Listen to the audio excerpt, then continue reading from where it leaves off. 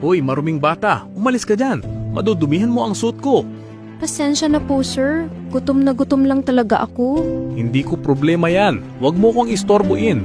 Sa sandaling iyon, lumabas si Mario, ang may-ari ng bakery. Halika bata. Heto, kumain ka ng tinapay. Salamat po. Huwag kang mawalan ng pag-asa bata. Babaguhin ng Diyos ang iyong buhay. 20 taon ang lumipas, ang asawa ni Mario ay malubhang nagkasakit sa ospital at napakataas ng halaga ng operasyon. Upang mailigtas ang kanyang asawa, napagpasyahan niyang ibenta ang bakery. Bibilhin ko ang iyong tindahan sa dobleng halaga.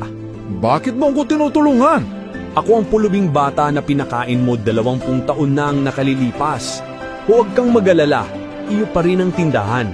Gusto ko lang suklian ang iyong kabutihan. Ang naawa sa dukha ay nagpapautang sa Panginoon at ang kanyang mabuting gawa ay babayaran sa kanya uli. Kung naniniwala kang ang pagtatanim ng kabutihan ay laging magbubunga ng pagpapala ng Diyos, bigyan mo ako ng isang amen at ishare ito upang makapagbigay inspirasyon sa mas marami pang tao.